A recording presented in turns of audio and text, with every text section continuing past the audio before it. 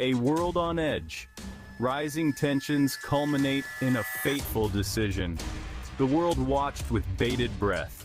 Geopolitical tensions had reached a fever pitch. Years of mistrust, fueled by aggressive rhetoric and military posturing, had brought the world to the brink.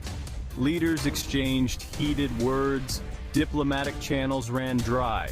Then a flash. Not a metaphorical flash of insight, mind you, but an actual, literal flash, visible for hundreds of miles.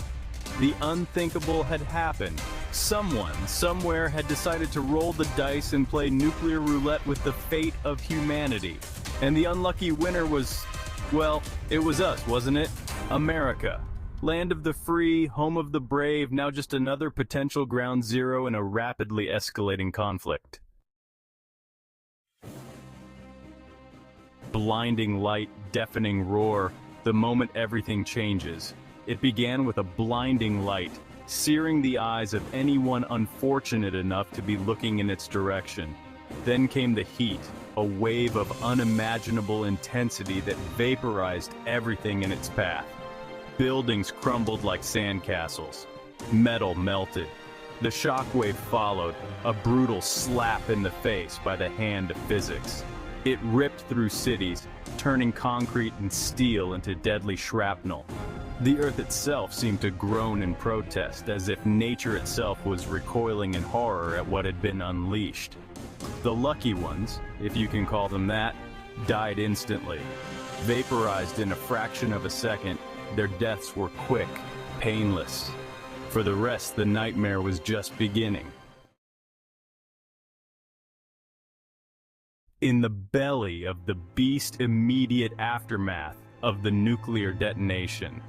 A pall of dust and debris choked the sky, blotting out the sun and casting the world in an eerie twilight. The air itself was thick with the stench of death, a toxic cocktail of pulverized concrete, burning plastic, and human remains. Those who survived the initial blast emerged from the wreckage, blinking in confusion and horror. Their world had been transformed into a surreal landscape of fire and ash. Familiar landmarks were gone, replaced by smoldering craters and mountains of debris. The injured cried out for help, their pleas lost in the cacophony of destruction. But there was no help to be found. The infrastructure of entire cities had been crippled. Hospitals, if they still stood, were overwhelmed. The living envied the dead. Section 4. Silent Killer. Radiation sickness decimates the survivors. In the days and weeks that followed, the true horror of the attack unfolded. The silent killer, radiation, began its insidious work. Survivors, already reeling from their physical injuries, began to experience a terrifying array of symptoms: nausea, vomiting, hair loss, bleeding. Their bodies, betrayed from within, were slowly shutting down. Medical facilities, ill-equipped to handle such a catastrophe, were quickly overwhelmed. Doctors and nurses, themselves suffering from radiation sickness, could do little more than offer palliative care. The walking wounded became the walking dead, their bodies betraying them from the inside out. The lucky ones died quickly. The unlucky ones lingered, their bodies ravaged by the invisible poison, their minds tormented by the memories of the blast and the horrors they had witnessed. Section 5. A world in ruins, struggling for survival in a post-apocalyptic wasteland. The world outside the blast zone wasn't much better. The initial attack had been a hammer blow, sending shockwaves across the globe. Governments collapsed, economies crumbled. The delicate fabric of civilization, already strained, unraveled completely. Survivors, scattered and desperate, formed ragtag communities amidst the ruins. They fought over scraps of food, clean water, and whatever shelter they could find. The strong preyed on the weak.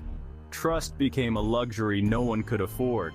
The lucky ones, if you can call them that, found solace in companionship, clinging to each other for support in a world gone mad. The unlucky ones succumbed to despair, their spirits broken along with their bodies. Section 6. Scars that never heal. The long-term consequences of nuclear war. Years turned into decades. The initial shock faded, replaced by a dull ache of loss and regret. The physical scars of the attack might have healed, but the psychological ones lingered, passed down from one generation to the next. The environment, too, bore the scars of that fateful day. Radiation lingered in the soil, the water, the very air itself. Birth defects became commonplace. Cancer rates skyrocketed. The planet, once vibrant and teeming with life, had become a toxic wasteland. The world had learned its lesson, but at what cost? The ghosts of the past haunted the present, a stark reminder of the day the world changed forever. The day America learned that even superpowers bleed.